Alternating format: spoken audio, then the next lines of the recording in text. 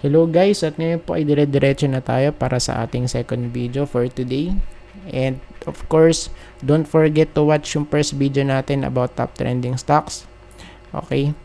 At mag-like na rin po kayo, mag-subscribe at mag-comment. Maraming salamat po. At ngayon ay mag-start na tayo, of course.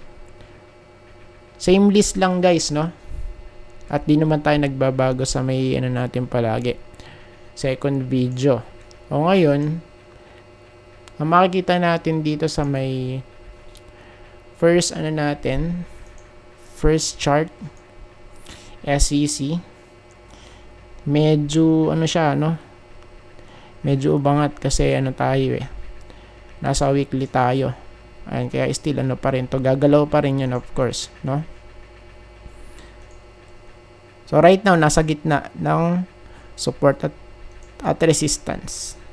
So yung support natin nandito guys sa may 33.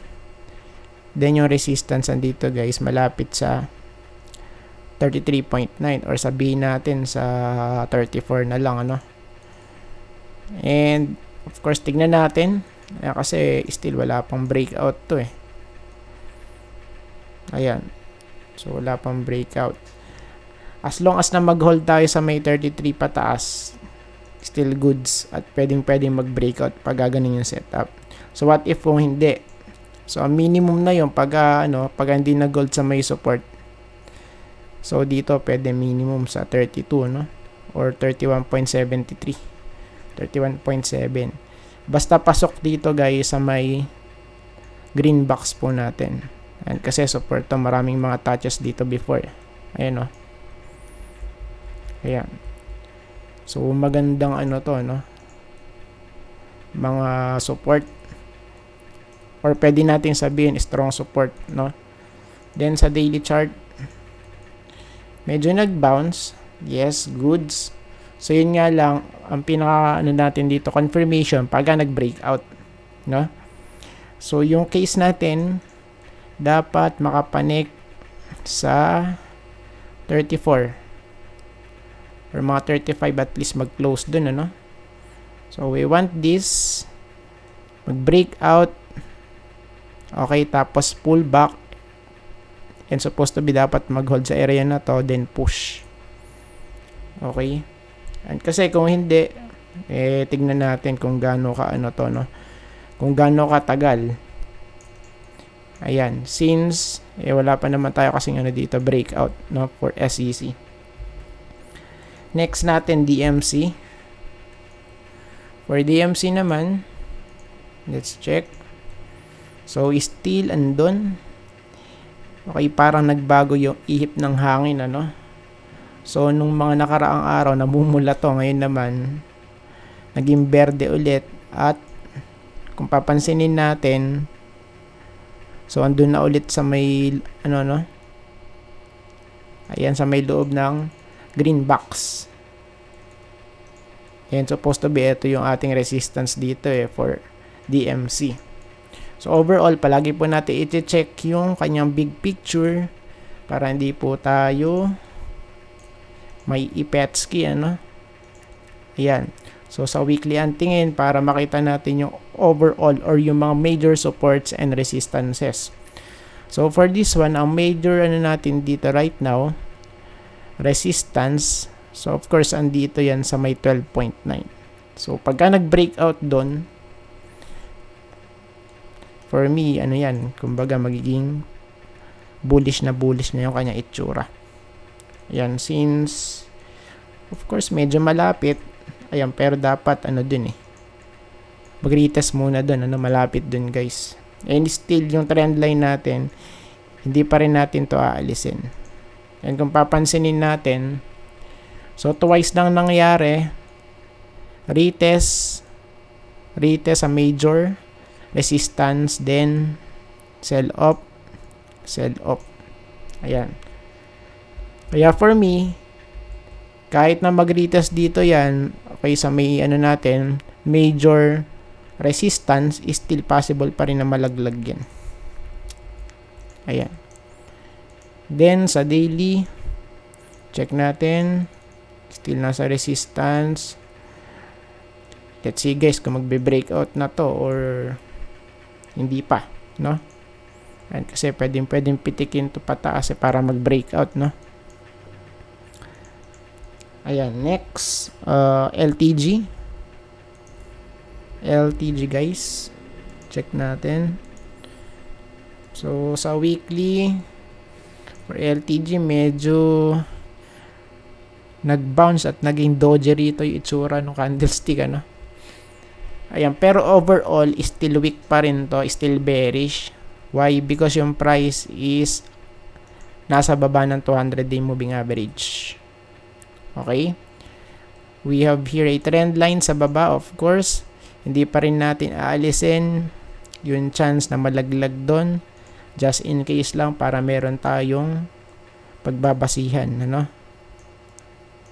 Ayun, no? 1, 2, 3, 4, and possible dito 5. Since still bearish pa naman to kasi. Ayan, no? Then sa daily chart, silipin natin. So almost malapit doon sa support natin, and as well sa may 200-day moving average. So far naman, still nasa taas naman dito, no? Yung price natin sa daily chart, okay, above 200-day moving average pa rin naman. Okay? Plus, OS na po siya. Oversold na dito sa may stock niya, no? Stochastic. Ayan. So, tingnan na lang natin. Pagka sinilip natin, meron tayo ditong gap down. So, once guys na mag-rally to, pwedeng balikan to. Okay, para ma-field, no? Yung spot na yan. Next, TEL. Check natin TEL. Weekly. So, same setup pa rin dito, guys. Okay, ganun pa rin. Medyo still, still question mark kasi meron tayong trend line dito, 1, 2, 3, and possible malaglag pa dito yan, Ayan sa 1, 4. Just in case lang para tayo, prepared tayo, Ayan, sa mga bagay-bagay, guys. So, let's see. Overall, ito po yung kanya itsura para meron tayo idea. Just in case na first time nyo palang mapapanood tong natin, video natin about updates, Second video to. Ayan.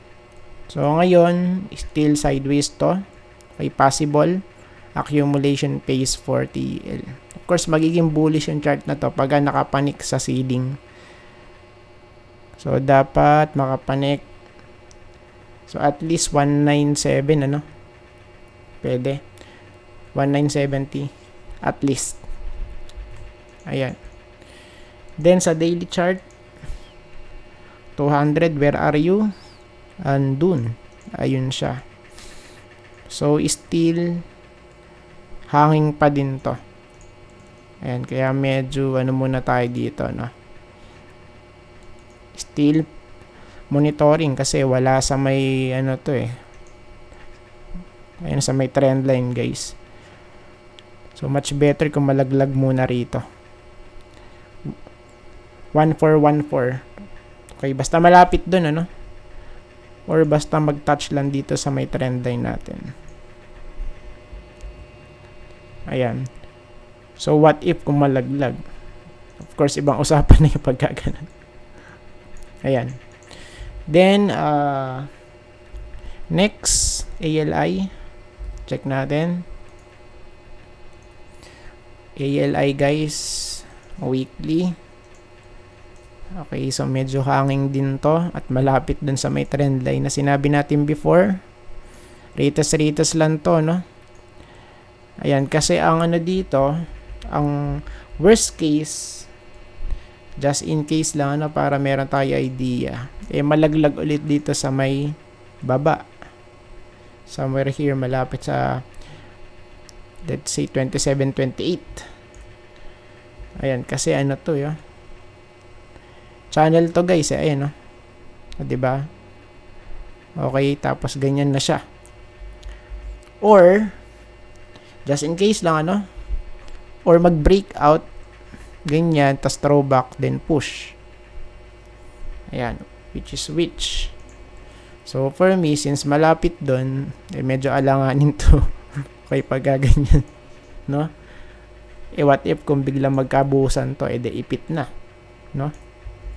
And kaya for me, in my opinion, ano muna, maghintay muna tayo magkaroon ng pullback. And kasi medyo ano rin to, mataas na rin, ano? Okay, from here, sa may ano natin sa baba, TL natin sa baba, trend line. Okay, tas hanggang dito. So, halos 36%. Ayan.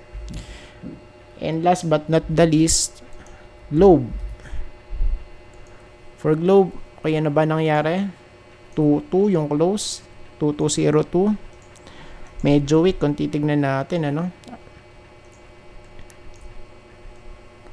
Ayun, mahaba na yung week dito. Yun nga lang kasi hindi pa to close since naka-weekly tayo. So, tignan natin. Of course, yung support andito lang yan nag-aabang, ano? 2148. Basta nasa loob ng green box. Okay, plus. Kung papansinin natin, malapit lang dyan yung 200. So, maybe pwedeng mag-touch dyan, ano? Once na malaglag yung price. So, pwedeng mag-touch dito sa may 200-day moving average, no? Then, sa daily chart, yun lang. Namula na. Ayan, kasi ang ano dito, ang case natin for Globe. So, what if kung magkaroon ng crossover dito? Of course, masaklap yan na pangyayari, no? At pwede nga malaglag dito yan sa may support. Ayan. Kapag pinansin natin, yes, medyo ranging. So, yun nga lang, nakakatakot to kasi hindi bumalik sa may taas ng trend line, eh. O, diba? So, we know that meron tayong ano dito, trend line for Globe since May 2024. We have 1, 2, 3, and 4. Okay? So, ngayon is medyo nakabado malala to. Ayan. Ayan. So, for me, ang ano dito, ang pinaka conservative approach, malaglag muna ano, sa may support. Ayan. And possible magkakaroon ng bounce dito pagka nalaglag sa may support natin. Ayan. And I think tapos na po tayo, guys, at maraming salamat po sa panonood. See you po sa next video. Bye bye and God bless.